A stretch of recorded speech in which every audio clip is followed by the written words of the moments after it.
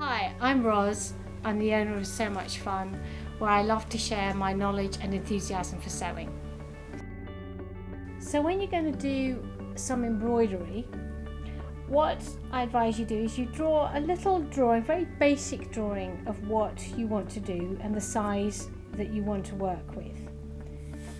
Then we're going to transfer that drawing onto your fabric, and you're going to need to do this by putting it up to a window.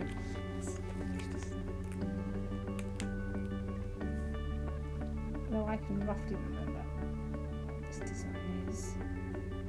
So I'm just going to give my so I'm using an invisible pen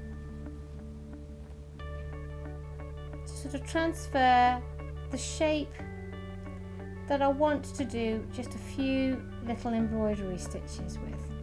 Okay, nice and small. And this invisible pen will either disappear within 24 hours or it will disappear when you wash it.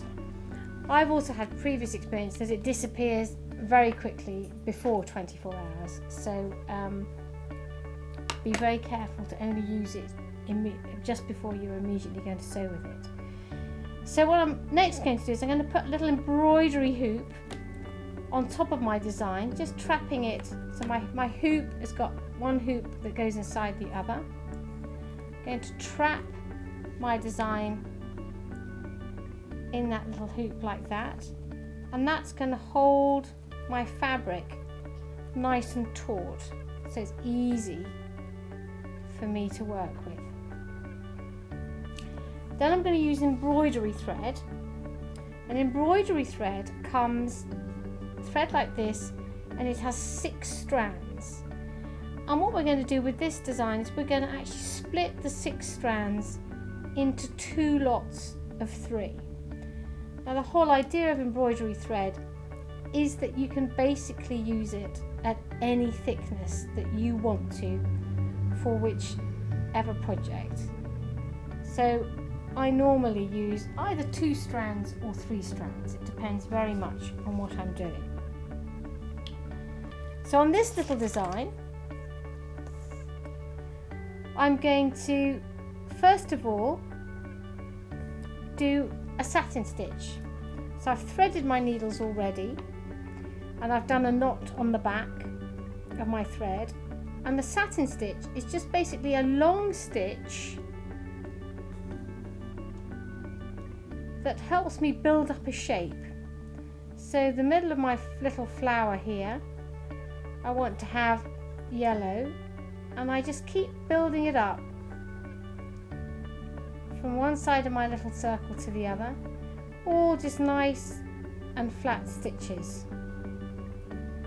Okay, so what you would do is just continue doing that until you had a lovely circle shape, or the shape that you particularly desire.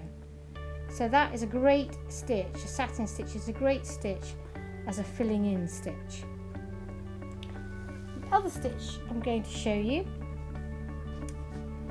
is just another long stitch. Got to do a double knot on the end.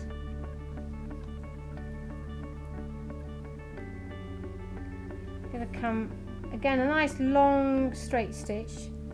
Again, most embroidery stitches are either straight stitches or stitches made from loops. So this is another long stitch, but you can see how it starts to make just those little lines look like a bit of grass. And another very useful stitch is back stitch. Back stitch is a very good stitch for doing solid lines in shapes.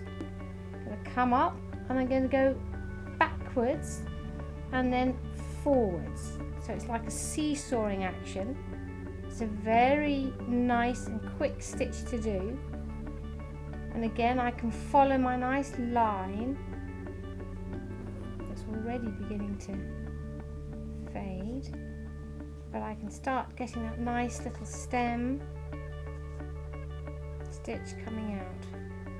And then the other ideal stitch for making little flower shapes is, of course, the chain stitch, which again is a stitch with a loop. So again, we come up through the thread, but we come back down and up again, but we loop our thread around it.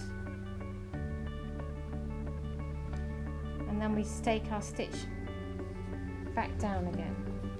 So this makes nice little petal shapes. So again, we come up,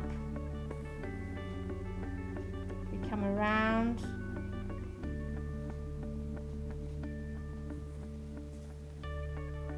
and we come down.